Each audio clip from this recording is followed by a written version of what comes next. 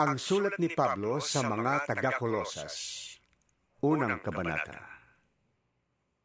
Mula kay Pablo, apostol ni Kristo Jesus ayon sa kalooban ng Diyos, at mula rin sa kapatid nating si Timoteo, para sa mga taga-Kolosas na hinirang ng Diyos at mga tapat na kapatid kay Kristo. Sumainyo nawa ang pagpapala at kapayapaang mula sa Diyos na ating Ama. Tuwing ipapanalangin namin kayo, lagi kaming nagpapasalamat sa Diyos na Ama ng ating Panginoong Hesukristo. Nabalitaan namin ang inyong pananalig kay Kristo Jesus at ang inyong pag-ibig sa lahat ng hinirang ng Diyos. Dahil sa pag-asang makakamtan ninyo ang mga inihanda para sa inyo doon sa langit. Nalaman ninyo ang tungkol sa pag-asang ito nang ipangaral sa inyo ang salita ng katotohanan, ang magandang balita na dumating sa inyo. Ito'y lumalaganap at nagdadala ng pagpapala sa buong daigdig. Tulad na nangyari sa inyo mula nang marinig ninyo at maunawaan ang katotohanan tungkol sa kagandahang loob ng Diyos. Natutunan ninyo ito kay Epafras, ang aming kamanggagawa, tapat na lingkod ni Kristo at kinatawan ninyo. Sa kanya namin nalaman ang tungkol sa pag-ibig na ipinagkaloob sa inyo ng Espiritu. Kaya't mula nang marinig namin ito, patuloy naming idinadalangin sa Diyos na sana'y ipabatid niya sa inyo ng lubusan ang kanyang kalooban sa pamamagitan ng karunungan at pangunawang kaloob ng Espiritu. Sa gayon, makapamumuhay na kayo ng karapat-dapat at kalugod-lugod sa Panginoon. Sasagana sa lahat ng uri ng mabubuting gawa at lalawak ang inyong pagkakilala sa Diyos. Idinadalangin din naming patatagin niya kayo sa tulong ng kanyang dakilang kapangyarihan upang masaya ninyong matiis ang lahat ng bagay na may pagtityaga. Lagi kayong magpasalamat sa Ama sapagkat minarapat niyang makabahagi kayo sa mga pangako ng Diyos para sa mga hinirang na nasa liwanag. Iniligtas niya tayo sa kapangyarihan ng kadiliman at inilipat sa kaharian ng kanyang minamahal na anak, na nagpalaya at nagdulot sa atin ng kapatawaran sa ating mga kasalanan. Si Kristo ang larawan ng Diyos na di nakikita, at siya ang may kapangyarihan sa lahat ng nilikha, sapagkat sa pamamagitan niya ay nilikha ang lahat ng nasa langit at nasa lupa, nakikita man o hindi. Pati ang mga espiritual na kapangyarihan, paghahari, pamamahala, at pamumuno. Ang lahat ay nilikha ng Diyos sa pamamagitan niya at para sa Kanya. Siya ang una sa lahat, at ang buong sansinukob ay nananatiling nasa kaayusan sa pamamagitan niya. Siya ang ulo ng iglesia na Kanyang katawan. Siya ang simula, ang panganay na anak, ang unang nabuhay na muli upang maging pinakadakila sa lahat. Minarapat ng Diyos na ang buo niyang kalikasan ay manatili sa anak. At inibig niyang ang sandaigdigan ay makipagkasundo sa Kanya sa pamamagitan ng anak. Sa pamamagitan ng dugo ng Kanyang anak, nagkasundo nga ang Diyos at ang lahat ng nilikha, maging sa langit at sa lupa. Dati, kayo'y malayo sa Diyos at naging kaaway niya dahil sa inyong kasamaan. Ngunit sa pamamagitan ng pagkamatay ni Kristo, kayo ay ginawang kaibigan ng Diyos. Nang sa gayon, ay maiharap niya kayong banal, walang kapintasan at walang dungis. Subalit, kailangan ninyong manatiling tapat at matatag sa inyong pananampalataya at huwag bayaang mawala ang pag-asang dulot ng magandang balita na inyong narinig. Niloob ng Diyos na akong si Pablo ay maging tagapangaral ng magandang balitang ito na ipinahayag sa lahat ng tao sa buong daigdig. Nagagalak ako sa aking paghihirap alang-alang sa inyo, sapagkat sa pamamagitan nito'y naipagpapatuloy ko ang paghihirap na tulad ng kay Kristo na kailangan ko pang gawin para sa iglesia na Kanyang katawan. Ako'y naging lingkod nito nang hirangin ako ng Diyos upang ipahayag sa inyo ang kanyang salita. Ang hiwaga na sa mahabang panahon ay inilihim sa maraming salit-saling lahi, ngunit ngayon inihayag na sa kanyang mga hinirang. Inibig ng Diyos na ihayag sa lahat ng tao ang dakila at kamanghamanghang hiwagang ito na walang iba kundi si Kristo na nasa inyo. Siya ang ating pag-asa na tayo'y makakabahagi sa kalwalhatian ng Diyos. Yan ang dahilan kung bakit ipinapangaral namin si Kristo. Ang lahat ay aming pinapaalalahanan at tinuturuan ng may buong kaalaman upang maiharap namin sa Diyos ang bawat isa ng ganap at walang kapintasan dahil sa kanilang pakikipag-isa kay Kristo. Ito ang aking pinagsisikapang matupad sa pamamagitan ng kapangyarihang kaloob sa akin ni Kristo. Ikalawang kabanata. Ibig kong malaman ninyo kung gaano kalaki ang pagsisikap ko para sa inyo. Gayon din, para sa mga taga-Laodicea at sa lahat ng hindi pa nakakakita sa akin ng personal. Ginagawa ko ito upang palakasin ang kanilang loob at upang mabuklod sila sa pag-ibig. Sa gayon, magkaroon sila ng ganap na pagkaunawa na bunga ng tunay na pagkakilala kay Kristo, na siyang hiwaga ng Diyos. Sa pamamagitan niya, nahahayag ang lahat ng karunungan at kaalaman ng Diyos. Sinasabi ko ito upang hindi kayo mailigaw ni numan sa pamamagitan ng mga pananalitang mapanghikayat. Kahit na wala ako riyan, kasama naman ninyo ako sa Espiritu. At ako'y nagagalak sa inyong maayos na pamumuhay at matibay na pananalig kay Kristo. Yamang tinanggap na ninyo si Kristo Jesus bilang Panginoon. Mamuhay kayo sa paraang karapat-dapat sa Kanya. Magpakatatag kayo at patuloy na lumago sa pagkakilala sa Kanya. Magpakatibay kayo sa pananampalatayang itinuro sa inyo at lagi kayong magpasalamat sa Diyos.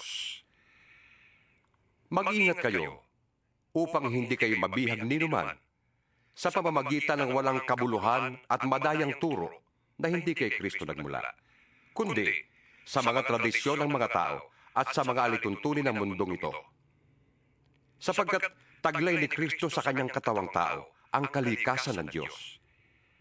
Kaya't kayo'y ganap na sa pamamagitan ng inyong pakikipag-isa sa Kanya na siyang nakakasakop sa lahat ng kapangyarihan at pamamahala.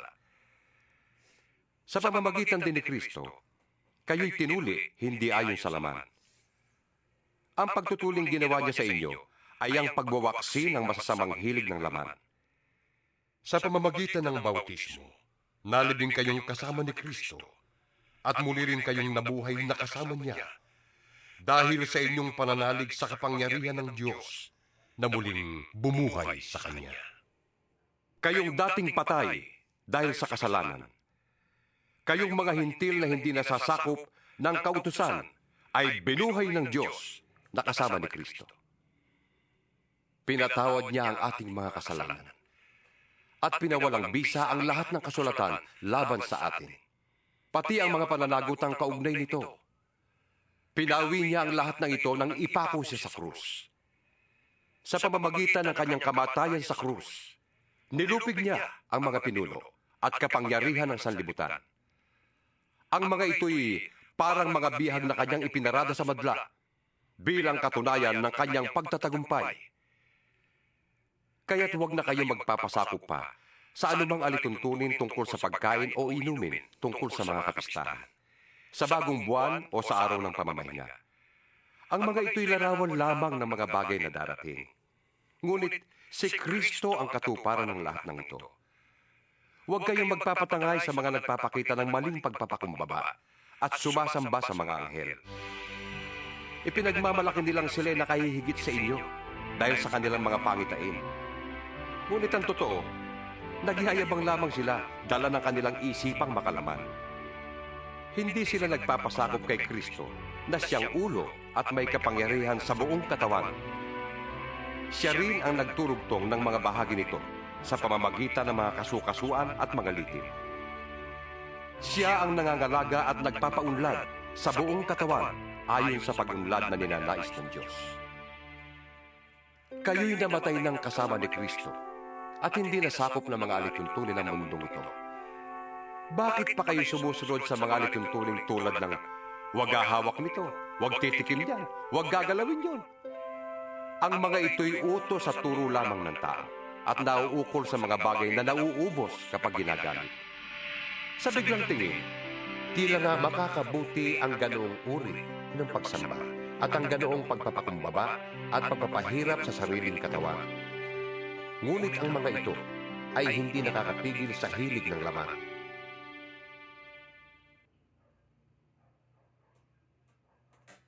Ikatlong kabanata.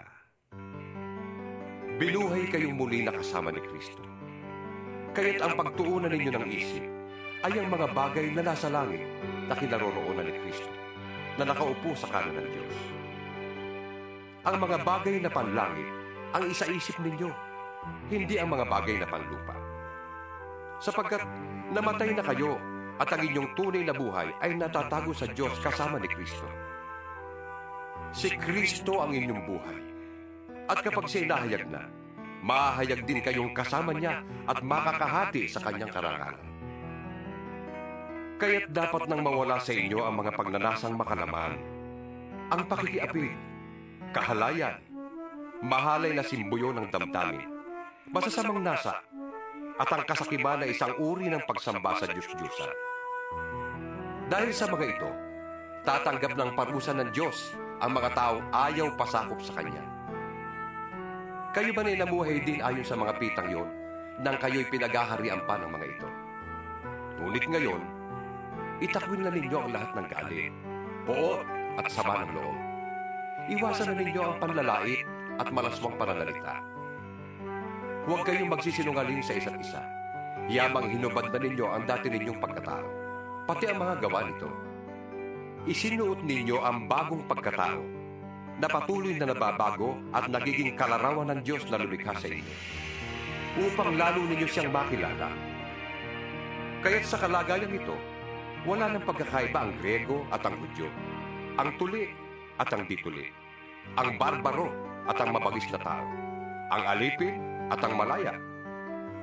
Si Kristo ang pinakamahalaga sa lahat, at siya'y nasa inyong lahat.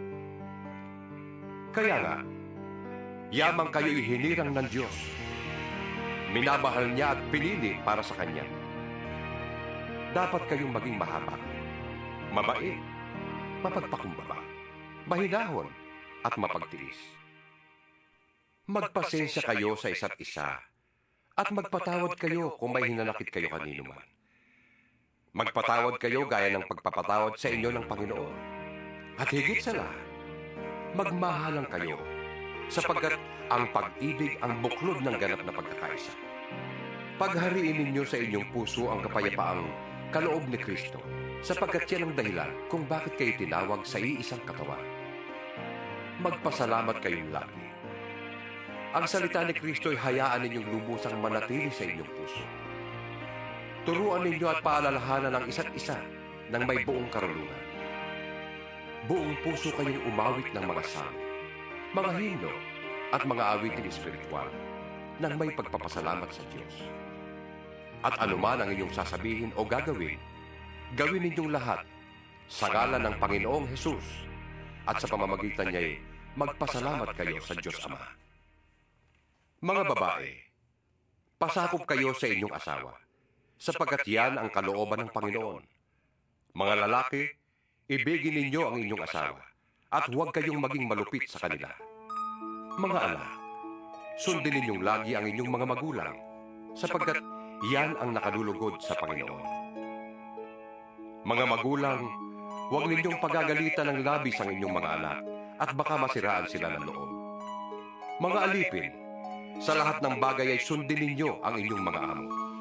May nakakakita man o wala, maglingkod kayo, hindi upang kalugdan ng mga tao, kundi dahil sa kayo'y talagang tapat at may takot sa Panginoon. Ano man ang inyong ginagawa, gawin ninyo ng buong puso na parang sa Panginoon kayo naglilingkod at hindi sa tao. sapagkat si Kristo ang Panginoong pinaglilingkuran ninyo. At alalahanin ninyong pagkakalooban kayo ng Panginoon ng gantimpalang inilaan niya para sa inyo. Ang makasalanan naman ay parurusahan niya sa kanilang kasalanan, sapagkat ang Diyos ay walang kinikilingan.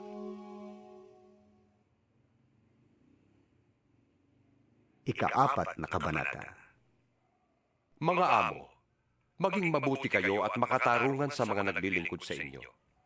Alalahanin ninyong kayo man ay may Panginoon sa langit. Maging matyaga kayo sa pananalangin. Laging handa at nagpapasalamat sa Diyos. Idalangin din ninyong sa tulong ng Diyos ay maipangaral namin ang kanyang salita at maipahayag ang hiwaga ni Kristo ang sanhi ng pagkakabilanggo ko ngayon. Ipanalangin ninyong maipahayag ko ito ng buong linaw, gaya ng nararapat. Maging matalino kayo sa pakikitungo sa mga hindi nananampalataya at samantalahin ninyo ang bawat pagkakataon.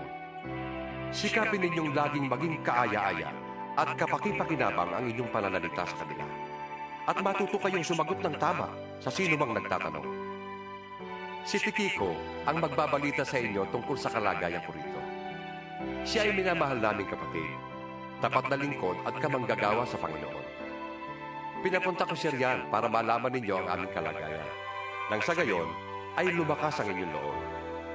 Kasama niya ang tapat at minamahal nating kapatid na si Onesimo, na kasamahan ninyo. Sila ang magbabalita sa inyo ng lahat ng nangyari dito. Kinukumusta kayo ni Aristarco, na bilanggo rin kasama ko, at ni Marcos na pinsan ni Bernabe. Meron ng bilin sa inyo tungkol kay Marcos na malugod nyo siyang tanggapin pagdating niya riyan. Kinukumusta rin kayo ni Jesus, na kilala rin sa pangalang Husto. Silang tatlo lamang ang mga Kristiyanong Hudyo rito na kasama ko sa pangangaral tungkol sa pag-aari ng Diyos. At sila'y malaking tulong sa akin. Kinukumusta rin kayo ng kababayan ninyong si Epapras, na lingkod ni Kristo Jesus. Lagi niyang idinadalangin ng buong taimtim na kayo'y maging matatag, ganap, at lubos na masunurin sa kalooban ng Diyos. Saksi ako sa pagsisikap niya para sa inyo at sa mga nasa Laodicea at Hierapolis. Ipinapakamusta rin kayo ni Demas at ng minamahal nating manggagamot na si Lucas.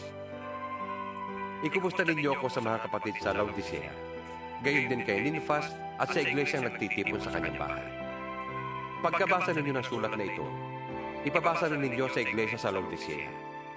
Basahin din ninyo ang sulat kong manggagaling doon. At ipakisabi ninyo kay Arquipo na ipagpatuloy ang gawaing tinanggap niya sa Panginoon. Akong si Pablo ang siyang sumulat ng pagbati nito. Huwag niyo sanang kalilimutan na ako'y nakabilanggo. Naway sumainyo ang pagpapala ng Diyos.